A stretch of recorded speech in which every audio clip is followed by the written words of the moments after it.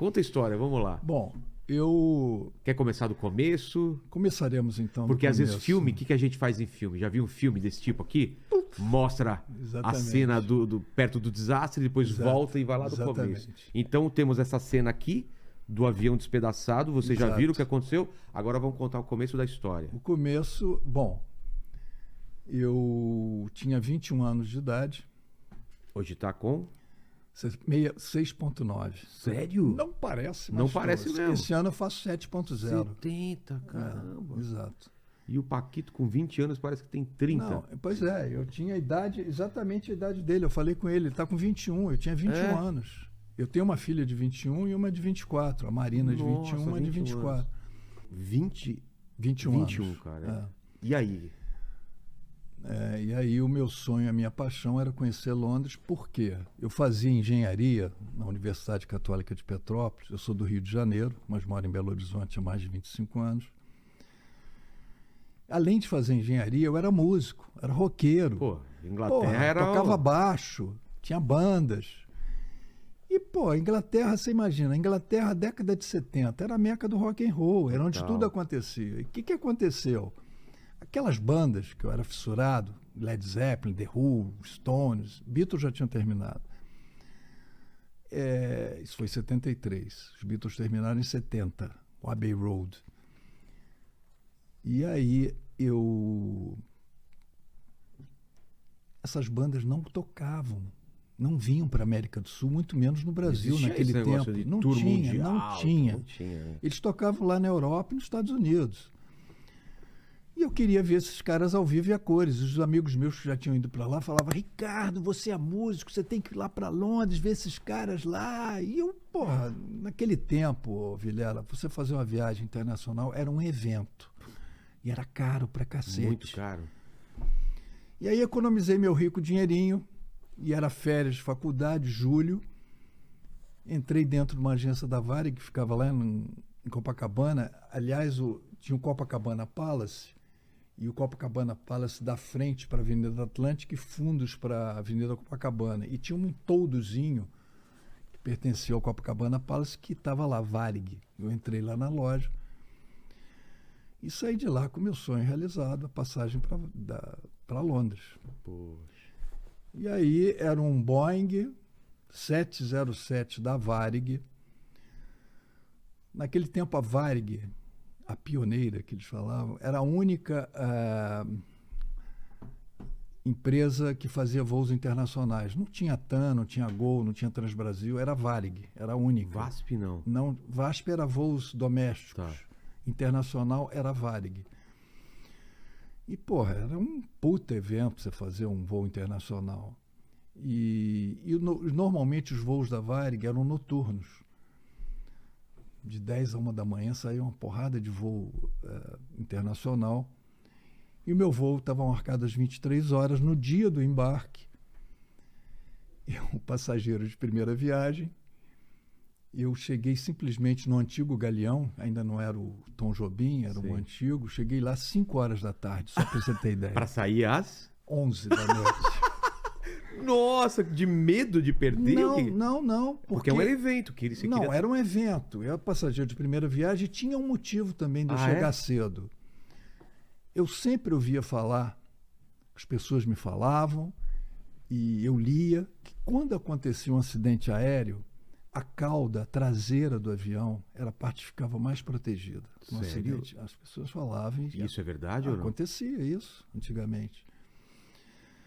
E aí eu falei, eu tenho que chegar lá cedo, porque eu quero escolher o meu lugar lá atrás. Não tinha check-in eletrônico, não tinha nada, Não era tinha. na hora. Aí eu cheguei lá, cheguei para atendente, porque naquele tempo você escolhia o seu lugar na hora que você fazia o check-in. Cheguei lá para atendente e falei, olha, eu queria o último lugar, a última fileira. Ela falou, Ricardo, não vai ser possível, porque a última fileira, a tripulação descansa. Naquele tempo, Vilela, a tripulação, só para você ter ideia, um Boeing 707, eram 17 tripulantes que viajavam. Por quê? Tanta gente. Caramba. Porque eram os dois comandantes, o piloto e o copiloto que chamavam. Tinha engenheiro de voo, que era um engenheiro mecânico, eram dois. Sim.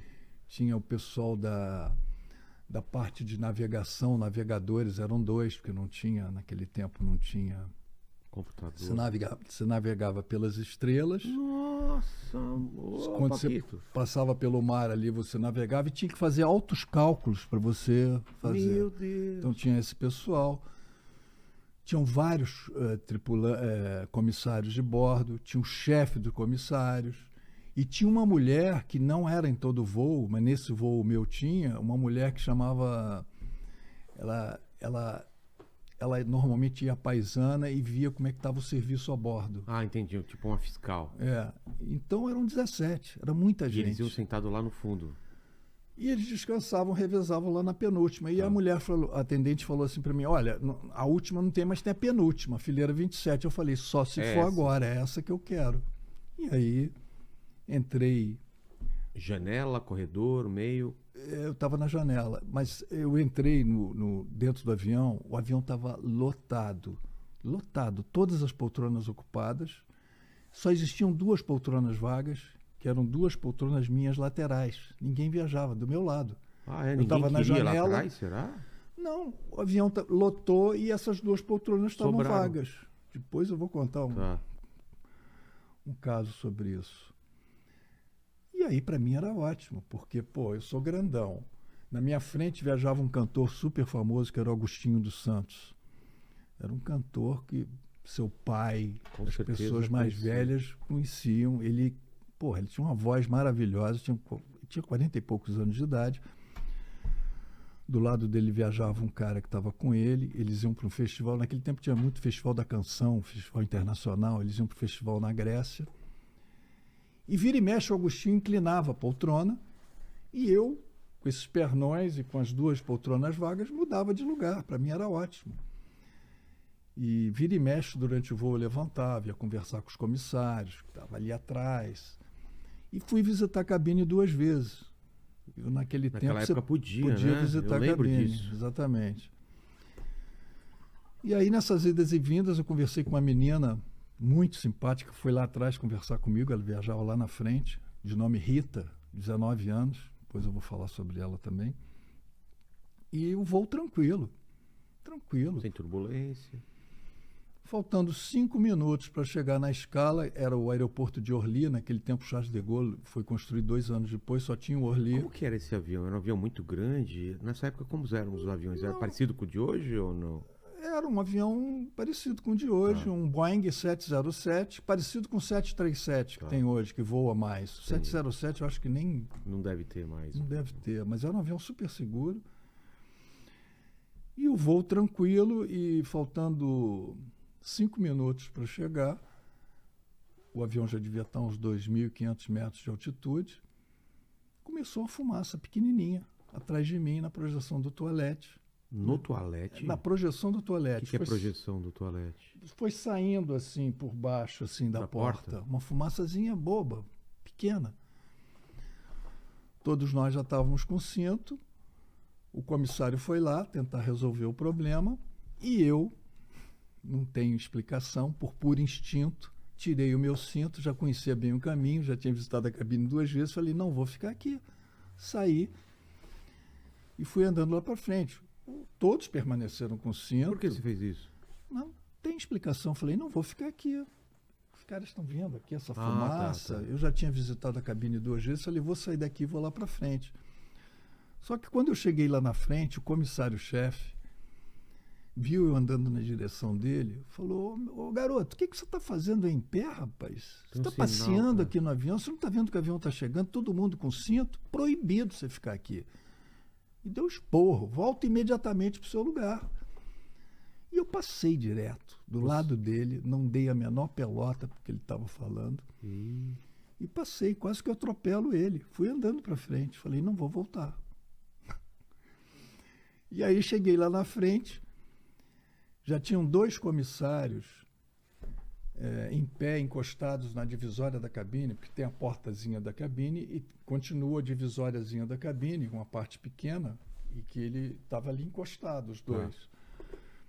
Apavorados, gritando, porque a fumaça, Quando eu cheguei lá na frente e vi os comissários, a fumaça tinha tomado conta de todo o avião. Ela foi saindo simultaneamente pelo revestimento. Caramba. E não era mais aquela fumacinha, era uma fumaça... Você andou e nas suas costas você nem sabia o que estava acontecendo, é isso? Não, tanto que o comissário-chefe me deu uma bronca pedindo para eu voltar, porque não tinha o menor sinal de fumaça até então. Quando eu cheguei lá Foi na rápido, frente, então? foi muito rápido. Ela foi saindo simultaneamente pelo revestimento e não era mais aquela fumacinha, era uma fumaça preta, densa, tóxica, negra. Você pega esses pneus queimando na rua, Sei, que sei. os caras fazem Parecido com piquete, isso? igual. Ah, é? E aí virou uma câmara de gás aquilo ali. Foi pegando todos os passageiros sentados nas poltronas, a fumaça foi envolvendo todos, sem que eles tivessem o menor poder de reação. Meu Deus. Primeira você respirava, você ficava zonzo, a segunda você desmaiava, a terceira você morria. E eu fiquei ali encostado também na divisória da cabine, não enxergava mais os comissários do meu lado, eles tinham parado de gritar, provavelmente estavam desmaiando, acontecendo alguma coisa, eles morreram depois. É? E eu não enxergava um palmo na minha frente. Assim? Parecia que eu estava debaixo da terra. Fiquei em pé, encostado na divisória da cabine, aí me veio a sensação da morte. Eu me despedindo da vida, um flashback, um filme na minha Tava cabeça. uma gritaria, ou nem isso Não deu? ouvi isso. Não ouvi A pessoa gritaria. morria sem ter tempo de gritar, de ficar... Exatamente. Nossa. Da mesma forma que esses comissários começaram a gritar ali, perto de mim, Sei. eles pararam imediatamente por causa da fumaça. Começaram a engolir fumaça. E aí me veio essa sensação, um filme rápido na minha cabeça, me despedindo da vida, meus amigos, minha família, e senti literalmente a morte me abraçando. Literalmente. Nesse momento o avião começou a... Você imagina um avião de repente começar a inclinar muito? A minha impressão é que ele ia cair de bico na terra. De tanto que ele inclinou. Tanto que ele inclinou. Claro que ele não estava a 90 graus, mas estava muito inclinado.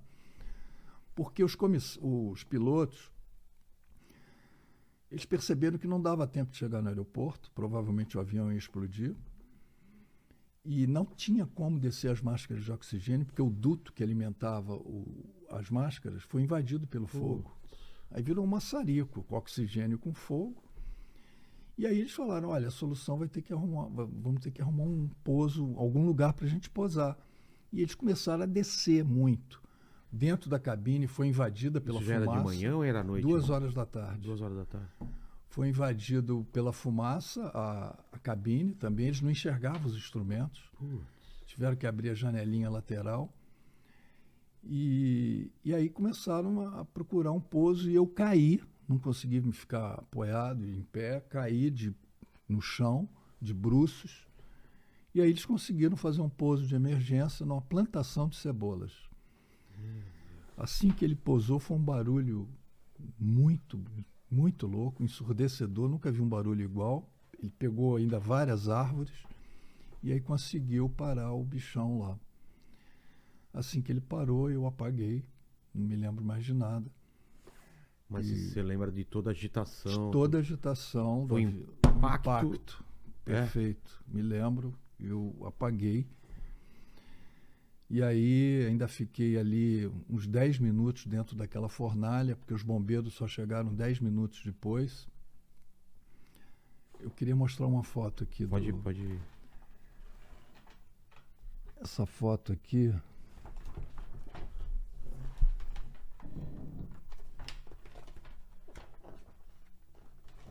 Qual? Essa escada que você está vendo aqui é dos bombeiros. O meu corpo estava estirado. O primeiro corpo aqui era o meu, em frente a essa porta. Atrás de mim tinham vários comissários mortos. O bombeiro subiu para retirar meu corpo, que eu estava morto. Eles pensando que eu estava morto também. E aí perceberam que eu estava respirando. Me colocaram num helicóptero. Eu totalmente já sem roupa, muito queimado nas costas, queimei muito. E cheguei no hospital, não dava nem para me identificar direito, totalmente cheio de fuligem, cheirando a querosene e muito queimado. E quando eu cheguei lá no hospital, já tinha umas pessoas da Varig lá no hospital e falaram assim, esse cara é o comissário, é o Sérgio Balbino. Nossa! Porque o Sérgio Balbino tinha um porte físico parecido com o meu e o Sérgio Balbino tinha morrido. E você estava numa posição que não era para estar, né? Exatamente. Eu estava ali com os comissários.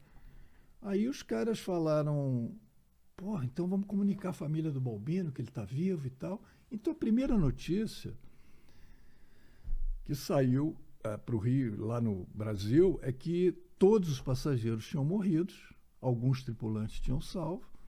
Eu tenho até um vídeo do Cid Moreira falando isso. Eu divulgo isso, mostro nas palestras, depois eu comento isso. E aí a primeira notícia foi essa. A rádio, televisão, jornal já tinham publicado o ocorrido. E foi essa notícia que a minha família recebeu.